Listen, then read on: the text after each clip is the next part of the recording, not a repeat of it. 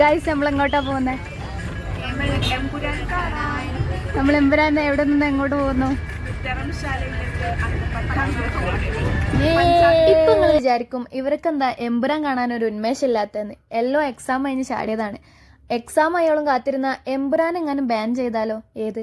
അപ്പൊ പിന്നെ ഒന്നും നോക്കിയില്ല, ഒറ്റ ഈ പോക്കണ്ട ഇത് ഹിമാചൽ തന്നെയാണോ എന്നൊരു സംശയം ഉണ്ടാവും. ഹിമാചലിൽ ഇപ്പൊ കേരളത്തെ പോലെ തന്നെ ഒടുക്കത്തെ വെയിലും ഒടുക്കത്തെ ചൂടുമാണ്. തേങ്ങാപ്പൂളാടോ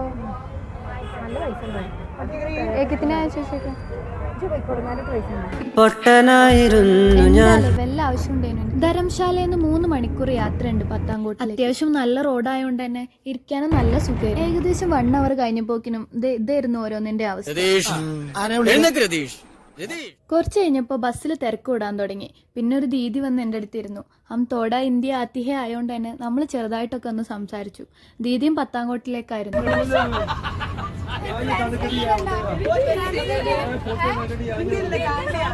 കാന്തി ഭാഷ ആയതുകൊണ്ട് തന്നെ അവരെന്തിനാ ചിരിച്ചതെന്ന് പോലും നമുക്ക് മനസ്സിലായില്ല. പിന്നെ നമ്മൾ അതൊന്നും മേണ്ടാക്കാണ്ട കുറച്ച് മുന്തിരിയൊക്കെ കഴിച്ച് വീണ്ടും യാത്ര തുടങ്ങി. നല്ല ചൂടായതുകൊണ്ട് തന്നെ എൻ്റെ അടുത്തിരിക്കണ ദീദി ഇടയ്ക്കിടയ്ക്ക് ബഹുത്ത് ഗർമി എന്ന് പറഞ്ഞിട്ട് ഉറങ്ങിപ്പോയി. നമ്മളവിടെ എത്തി. നമ്മൾ പഞ്ചാബിലെത്തിയിട്ടുണ്ട്. പഞ്ചാബിൽ അങ്ങനെ 3 മണിക്കൂർ യാത്രയ്ക്ക് ശേഷം നമ്മൾ നമ്മുടെ ലക്ഷ്യസ്ഥാനത്തേക്ക് എത്തി. എമ്പുരാനാണല്ലോ നമ്മുടെ ലക്ഷ്യം.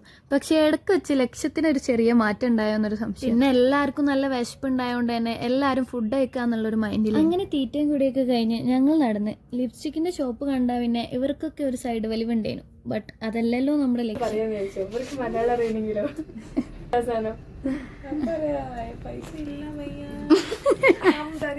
അങ്ങനെ ഇവരെ ഷോ ഒക്കെ കഴിഞ്ഞ് നമ്മള് നമ്മുടെ ഷോയിലേക്ക് കിടക്കാൻ തുടങ്ങി. അങ്ങനെ തിയേറ്ററിൻ്റെ ഉള്ളിലേക്ക് കയറുമ്പോഴാണ് നമുക്ക് ആ സത്യം മനസ്സിലായത്. ഇന്ന് ലാസ്റ്റ് ഷോ ആയതുകൊണ്ട് തന്നെ ഒരൊറ്റ മലയാളി പോലും ഇല്ല. മലയാളി പോയിട്ട് ഹിന്ദിക്കാരും ഇല്ല. അങ്ങനെ ഞങ്ങൾ ഒറ്റയ്ക്ക് മാത്രമായിരുന്നു ആ തിയേറ്ററിൽ.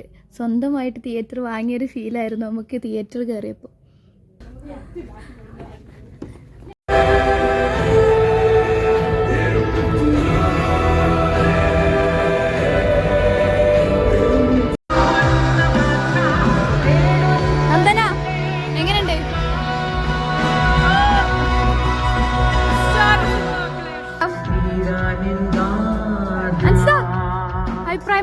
ഹെലികോപ്റ്റർ പൊട്ടിയത് ഞാൻ വിചാരിച്ചില്ല. ഇവരെ എക്സ്പ്രഷനൊക്കെ കണ്ടപ്പോൾ തന്നെ മനസ്സിലായില്ലേ പടം എങ്ങനെയുണ്ടെന്ന്. അപ്പൊ പിന്നെ ഓക്കെ ബൈ.